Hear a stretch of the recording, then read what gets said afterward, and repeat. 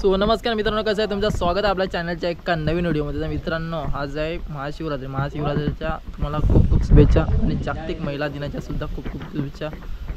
तर मित्रांनो, आज आणि खंडाळ्यातील खंडाळेश्वर मंदिर तुम्हाला आज पाहण्यास मिळणार आहे। चला तर लेट्स गो। तर मित्रांनो, आपल्यासोबत आहे आपला अनिकेत आणि विशाल आहे।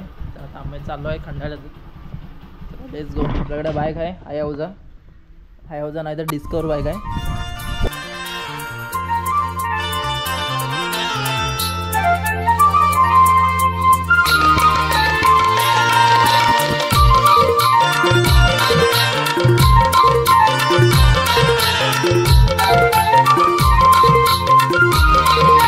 तर मित्रांनो, महाराष्ट्र राज्यातील रत्नागिरी जिल्ह्यामध्ये सुप्रसिद्ध असणारे खंडाळेश्वर मंदिर। तर ह्या खंडाळ्यामध्ये वाटत खंडाळा, जयगड खंडाळा लगतच हे खंडाळेश्वर मंदिर आहे। तिथे आम्ही चाललो आहोत आता। तर ब्लॉगमध्ये कंटिन्यू राहा।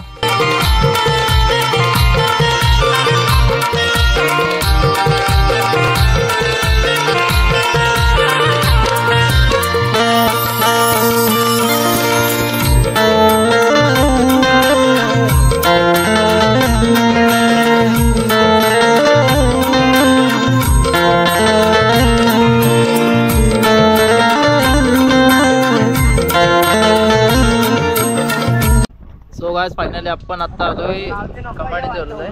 तर इथे या साईडला खंडाळेश्वर मंदिर आहे। आतमध्ये एंट्री आहे। आपल्यासोबत आहे अनिकेत आणि विशाल। आता जाऊया। चालेल। दोघे तिघे जण मित्र आहेत आता। इथून आतमध्ये जाणार आपण।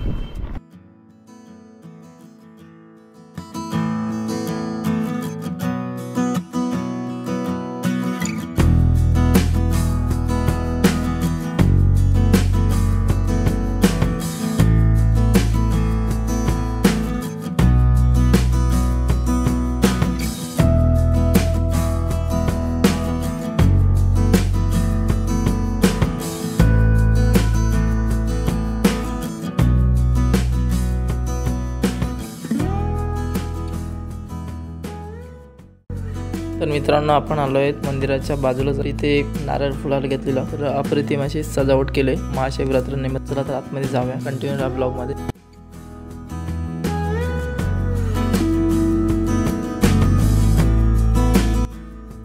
मंदिरात जाण्यापूर्वी आधी लागते ते मोठे तलाव आहे। तर येथे नवरात्रीमध्ये देवीचे विसर्जन आणि गणपतीचे विसर्जन ह्या तलावामध्ये केले जाते। तसंच ह्या तलावामध्ये पोहण्यासाठी सुद्धा मुली येत असतात। फक्त पावसाळ्यामध्ये आता पाण्याची पातळी खूप कमी आहे आणि समोर वाडाचे झाड आहे। कोकणात अनेक अशी मंदिरे आहेत, अप्रतिम आहेत। कोकण इतकं मोठं आहे ना, एका शब्दात सांगता येईल असं नाही। तर तुमचा सपोर्ट असेल तर सर्व अशक्य शक्य होऊन जाईल। चला तर आपण मंदिरात दर्शन घेण्यास जाऊया।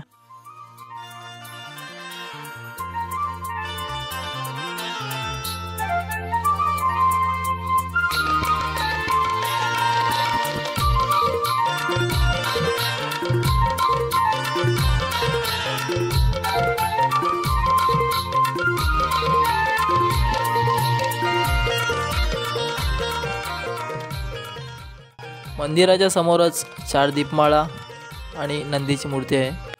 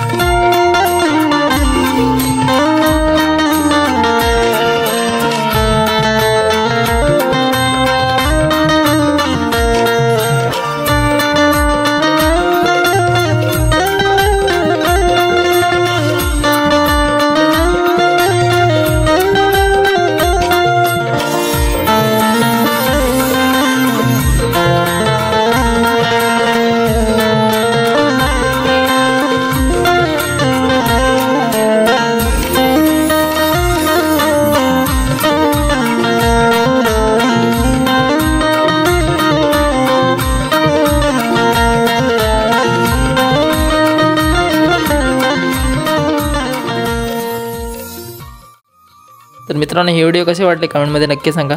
चॅनलमध्ये कोण नवीन आला असेल तर चॅनलला सबस्क्राईब करा. मंदिराची पूर्ण माहिती सेकंड पार्टमध्ये मिळून जाईल.